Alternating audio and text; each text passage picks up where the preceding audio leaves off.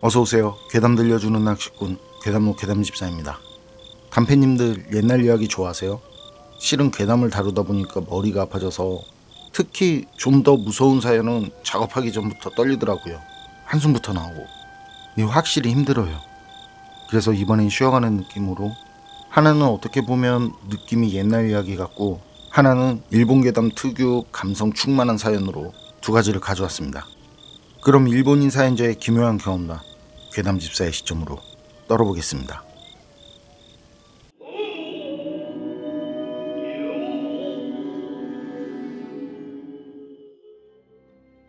이건 할아버지께서 어릴 적 마을에서 실제 있었던 여우와 관련된 이야기다라며 들려준 이야기.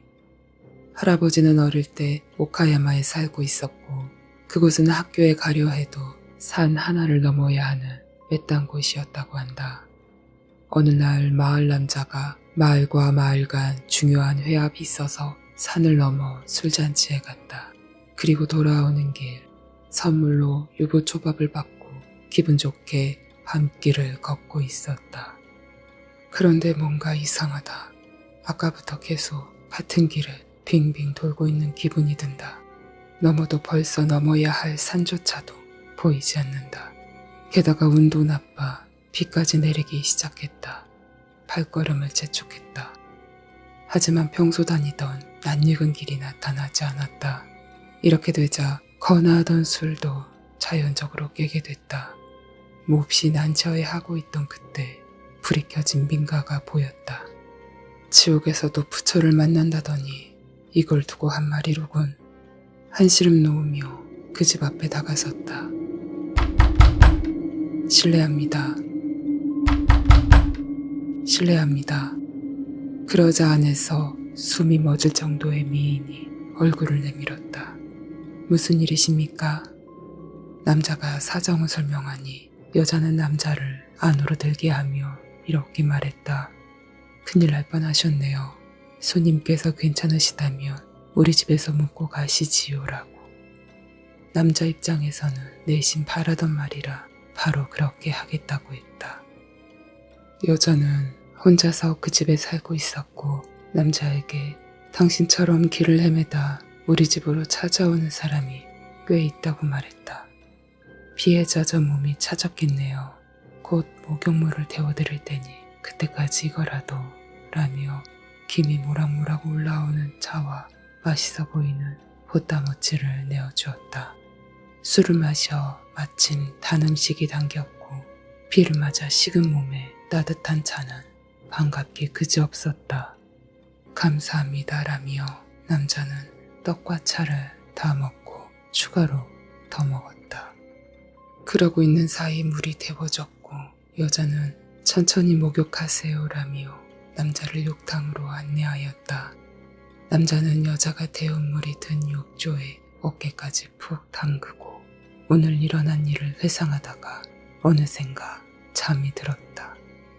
다음날 어젯밤 산 너머 회화 모임에 간 남자가 돌아오지 않았다고 해서 마을 사람들이 모두 나서 산을 수색하기 시작했다. 그 남자가 괴상한 모습으로 발견된 것은 해가 중천에 떴을 때였다. 뒤에 들어보니 수색을 하던 사람이 발견했을 땐 남자는 거름 구덩이 한가운데에서 어깨까지 몸을 담근 채 쿨쿨 자고 있었다고 한다. 그 옆에는 지장보살께 바칠 때 쓰였을 것 같은 찻잔 속에 오줌이 넘칠 듯 따라져 있었고 작은 접시 위에는 말똥이 놓여 있었다. 그리고 남자가 선물로 가지고 있던 유부초밥은 사람이 아닌 무언가가 뚜껑을 열고 여기저기 흘려가며 지저분하게 마구 먹어치운 듯 했다고 한다. 그 모습을 본 마을 사람들은 여우가 요술을 부려서 그 더러운 것들을 그 남자에게 먹이곤 유부초밥은 여우가 먹었다는 말을 했다고 한다.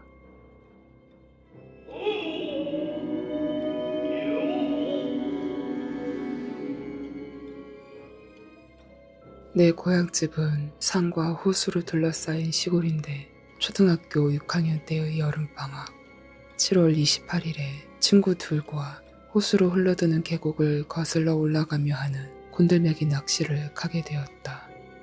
구름 한 점 없는 맑은 날이었고 차가운 물이 몹시 기분 좋았다는 것이 기억에 남아있다.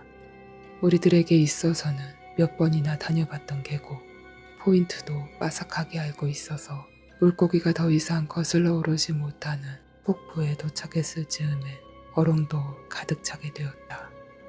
돌아올 때는 계곡을 따라 내려오는데 그날 우리는 물고기도 충분히 낚았기 때문에 힘든 하산길도 발걸음이 가벼웠다.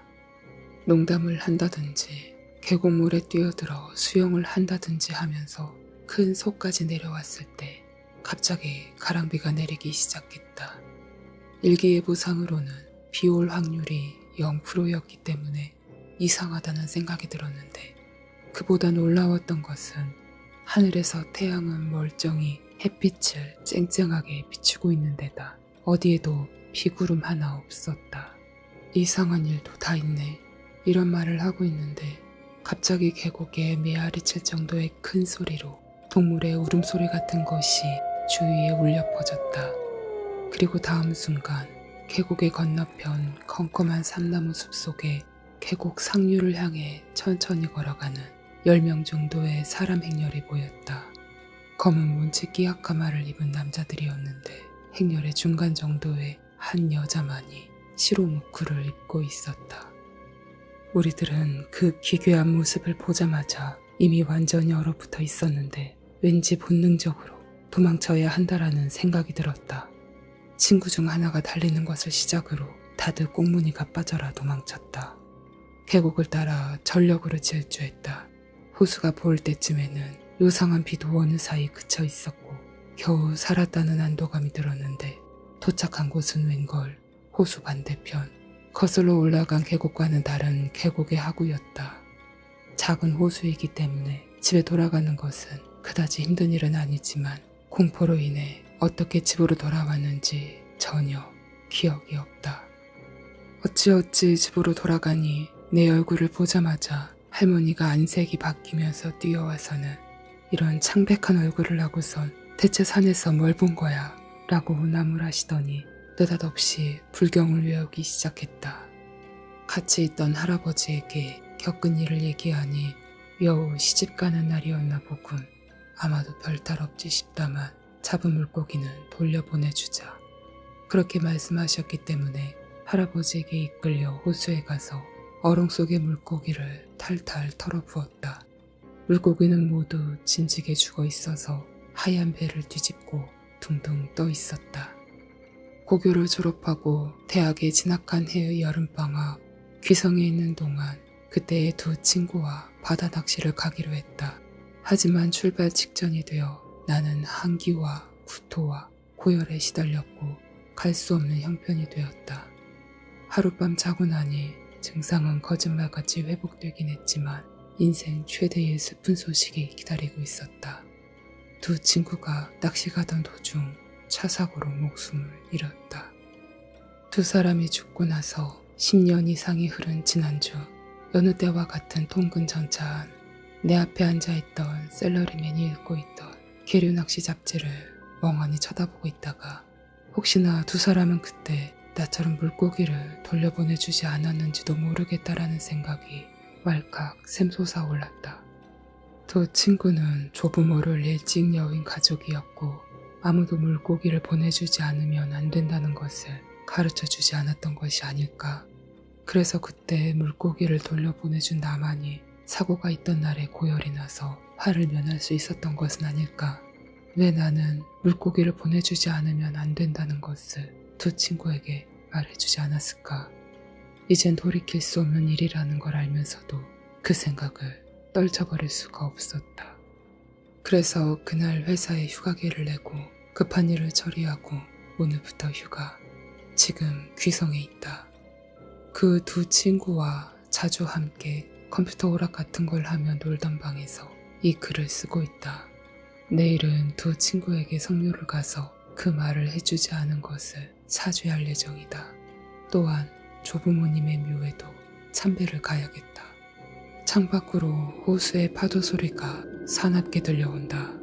두 친구가 죽었을 때에도 조부모님이 돌아가셨을 때에도 장례 때 눈물이 마르도록 울었는데 또다시 눈물이 난다.